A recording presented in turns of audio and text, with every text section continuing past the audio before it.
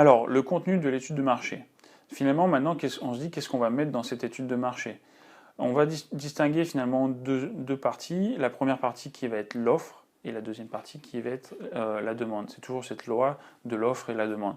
Donc, dans la partie offre, finalement, ça va être quelle va être la nature de l'offre, qui sont les concurrents, quels sont les produits que vous allez avoir sur le marché, la structure de l'offre, c'est-à-dire combien il va y avoir de concurrents, où sont-ils positionnés, comment sont-ils positionnés, quelles sont leurs parts de marché, quels sont les réseaux de distribution, quels sont les produits, etc. etc. Et finalement, la politique commerciale de ces produits, donc je vous disais un petit peu juste avant, quels sont les prix qui vont être pratiqués, quelle va être la distribution, comment ils vont pour vendre et à quel prix.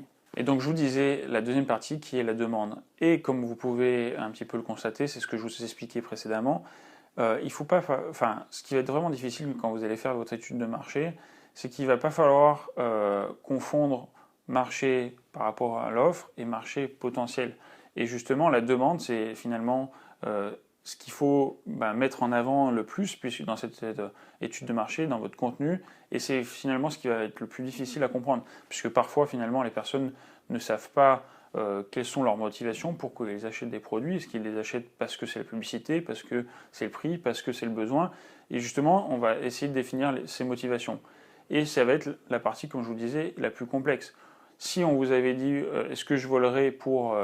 est-ce que je partirais à Amsterdam ou à Rome pour 10 euros? Eh bien, peut-être que finalement, on aurait un marché potentiel qui est beaucoup plus important qu'on l'aurait cru. Et justement, ça va être la grosse difficulté des entreprises, c'est finalement de prédéfinir, de prévoir, d'analyser ses futurs besoins ou des besoins qui n'ont pas été, sur lesquels on n'a pas réussi à répondre jusqu'à présent, parce qu'on n'arrive pas à produire, parce qu'on n'arrive pas à avoir un prix psychologique parfait par rapport à la demande des personnes. Donc pour cela, alors vous pouvez le voir dans le cours, on peut définir les motivations, la demande sous différents angles, selon les motivations des personnes, etc., etc.